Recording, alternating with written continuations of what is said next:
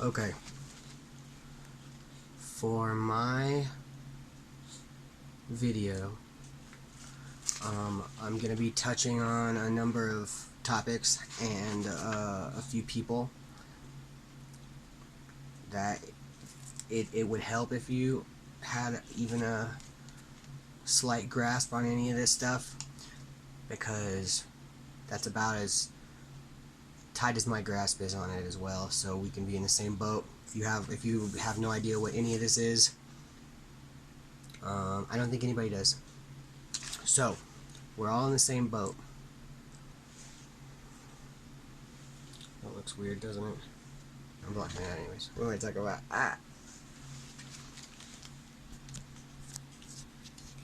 Okay.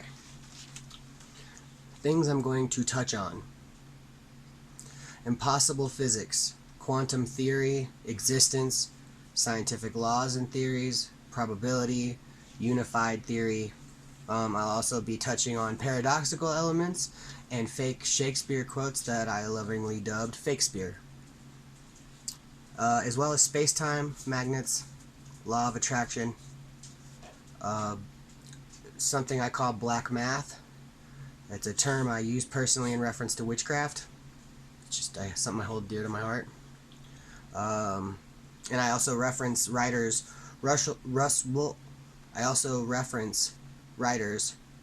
K. Standish, Thomas Barlow, and Jerry Seinfeld. I don't know if it's in that order. In that order. First off,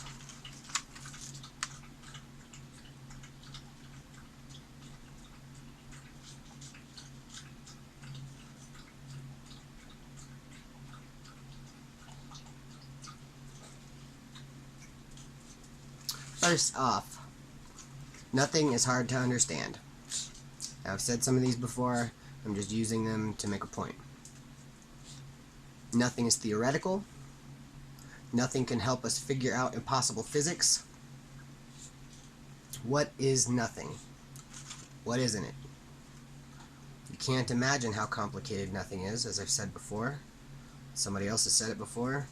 Somebody's going to say it before that, I'm sure. Somebody said it before that, I'm sure. Nothing is described in quantum mechanics. I stand by that. And nothing fluctuates.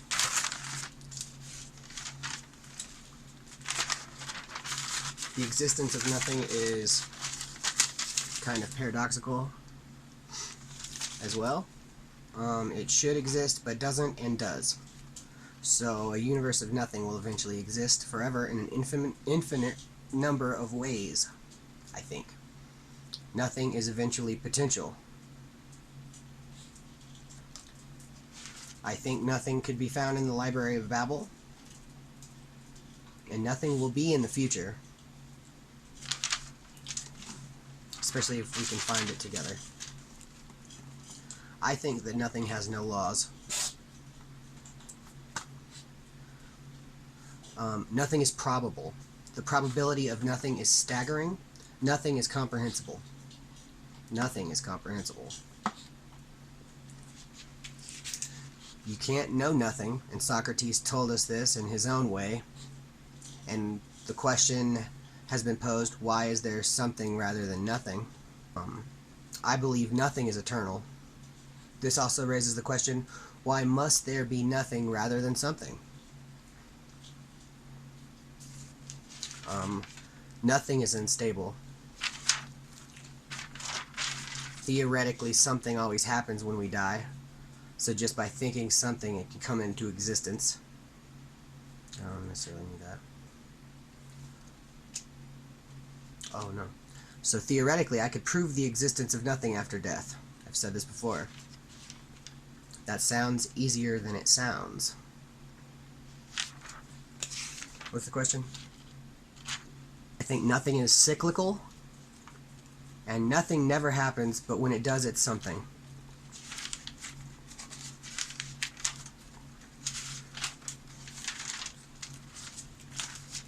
Just a quick question.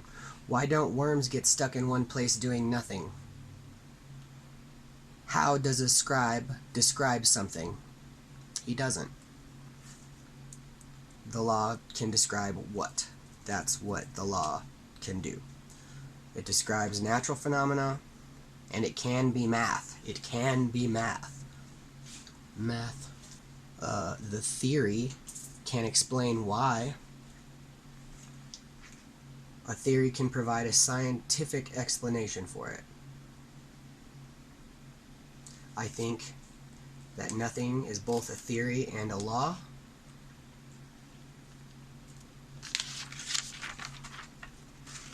Some laws state that something in the natural world happens, but they do not necessarily explain how or why. My law of nothing is that nothing in the natural world happens, and it explains how and why. Nothing explains how and why. Nothing applies to everything. How and why is nothing a thing? It's not. Because of why. It's not a thing. Because of why. Take that out. Just take out why. Nothing is a thing. Because of why. How and why. Hold on, I'm confusing myself. How and why is nothing a thing? It's not. Because of why. Why? The question why. If we didn't ask why, it would be a thing. But it's also not a thing because of why. Okay. Scientific law or theory. A law is what, a theory is how and why. Theory, the or why. How or why. Theory. To those that say this isn't a theory, you look at my theory and it looks like nothing. But I have it, don't I? So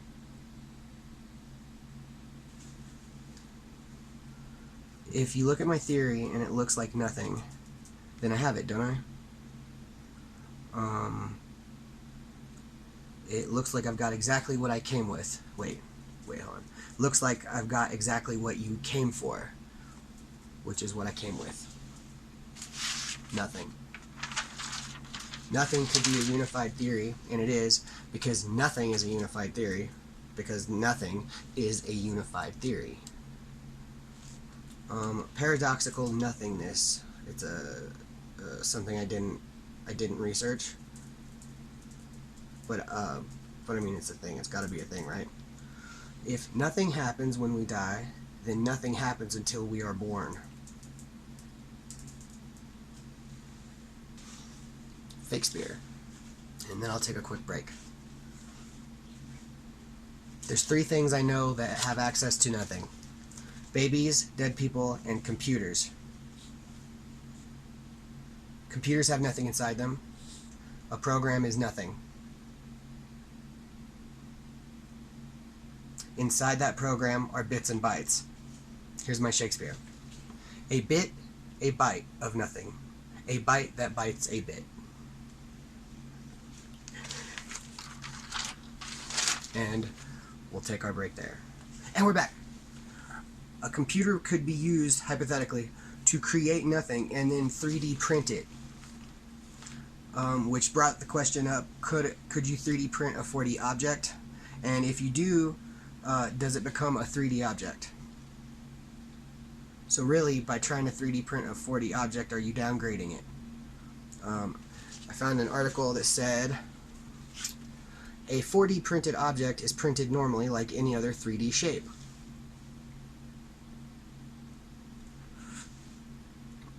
But the 4D printing technology uses programmable and advanced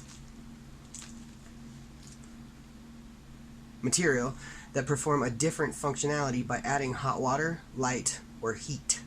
That's why a non-living object can change its shape and behavior over time.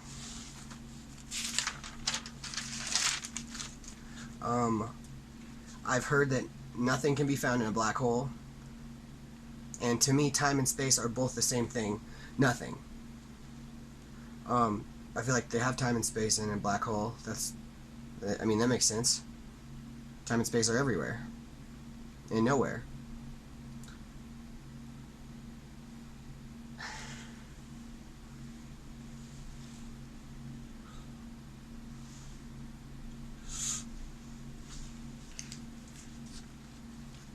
Time and space are nothing, and we as humans are the ones who constructed time and space.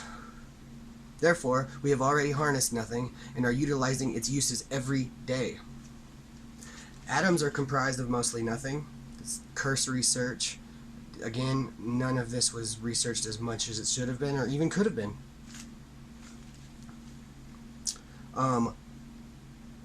Atoms are comprised of nothing, mostly nothing, showing nothing at an atomic scale. Also, there's nothing in space, showing a cosmic scale.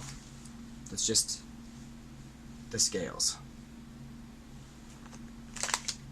Scales. Can nothing unite gravity and quantum mechanics? No, because it already does. Gravity is nothing, and it's tangible using magnets. In a sense, I guess.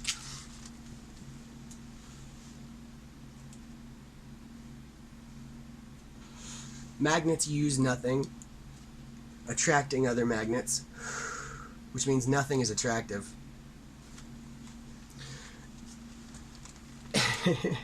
Which is what makes it so attractive. Nothing makes itself attractive. But at the same time can repel others. So nothing is repulsive.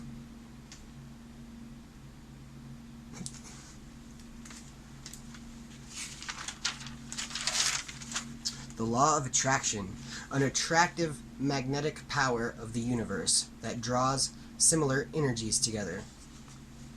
It manifests through the power of creation everywhere and in many ways. Even the law of gravity is part of the law of attraction. This law attracts thoughts, ideas, people, situations, and circumstances. Law of attraction. I saw the term superstring theory, and I'm going to put it up here.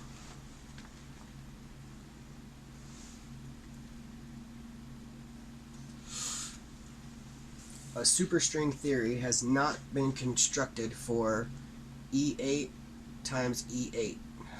I don't know what that means, but I messed with it. And if E equals 8 minus 3, that equals 5, which equals E.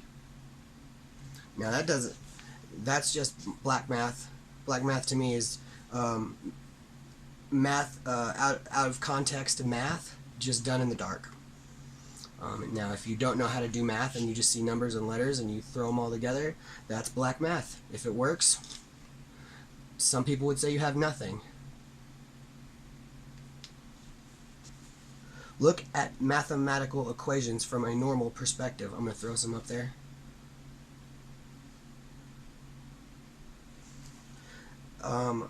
And think about this, because nothing is about perspective. Nothing is about perspective.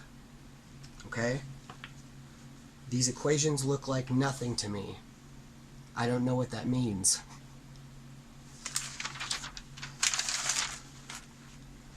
Transition. Can we 3D print music? Music is essentially nothing. Aerographene is believed to be the world's lightest material with a density of just 0.16 milligram per cubic centimeter, or 7.5 times less dense than air. Say this is aerographene, that substance I was just talking about. It's the world's lightest material, and this is air. This substance would weigh less than this substance, meaning this is more dense than this.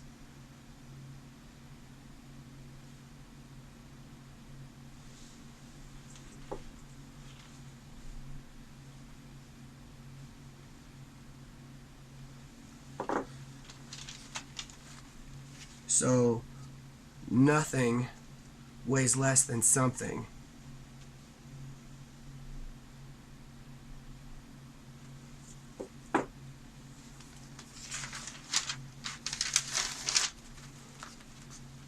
Okay, here's some ways to get nothing.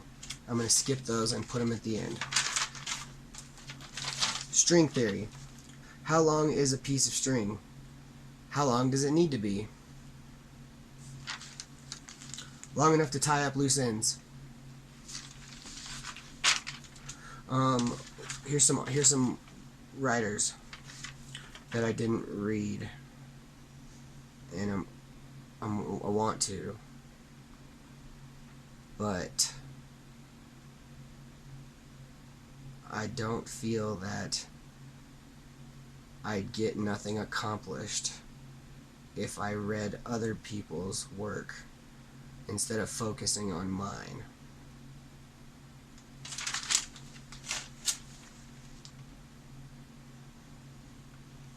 The Theory of Nothing by Russell K. Standish. I didn't read this piece either, but I assume that nothing is the same in this book. But nothing is subjective, so I leave that up to the viewers.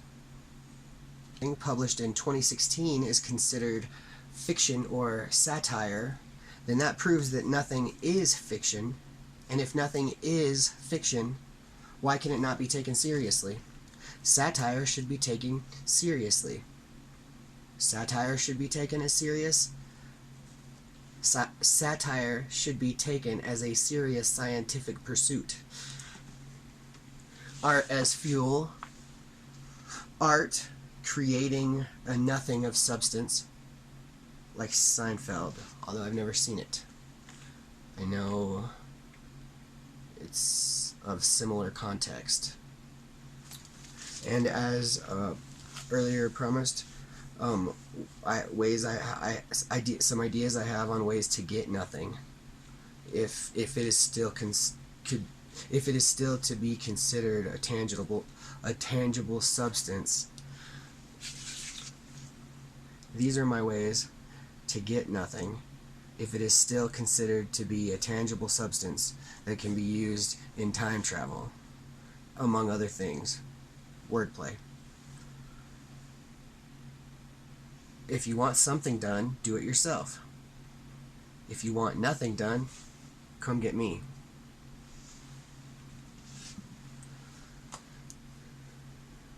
Here's a 3-step process. 1, 2, 3. To nothing. Fill a tank with something, or a jar, some type of container. Fill it with something. Take something out of it. You are now left with nothing. Use that. You can utilize your imagination to do nothing. I do it constantly.